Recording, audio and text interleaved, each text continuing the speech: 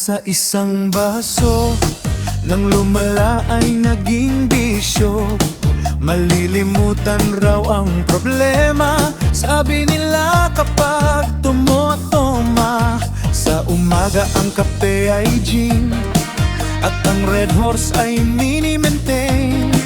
Ang fundador ay pang-weekend, ang San Miglay ay sa evening. Inuming mapanglinlang, lumalason sa mga isipan.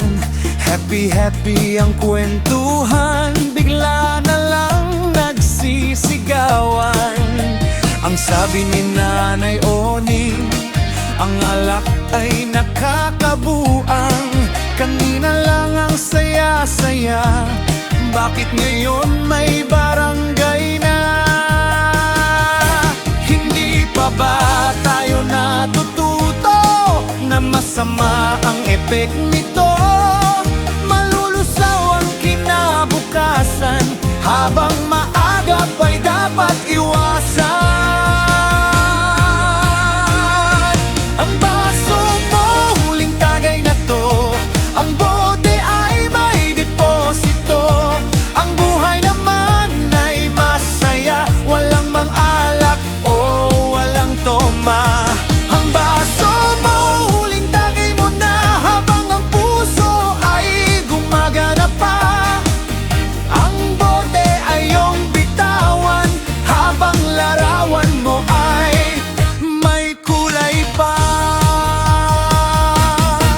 Atras abante bawat hakbang, ang kalsada ay parang duyan. Purong sulong na parang alon, lakas ng agmat gumugulong. Pag dumating ang hinihintay, ang epekto ng bawat tagay, walang ibang sayo'y magbabantay. Ang nagmamahal, mahal sa buhay. May isang bakanteng upuan, ang baso ay wala ng laman. May kulang na sa kainuman, humina na ang katawan.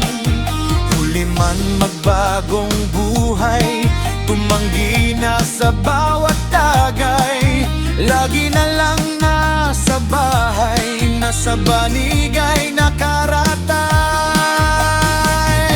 Hindi pa ba tayo natututo na masama ang epek nito? Malulusaw ang kinabukasan, habang maaga pa'y dapat iwasan. Ang baso mo, huling tagay na to. Ang bote ay may deposito. Ang buhay naman ay masaya, walang mang-alak o walang toma. Ang baso mo, huling tagay mo na, habang ang puso ay gumagana pa. Ang bote ay iyong bitawan, habang larawan mo ay may kulay pa. Ang baso mo, huling tagay na to. Ang bote ay may deposito. Ang buhay naman ay masaya, walang mang-alak o walang toma.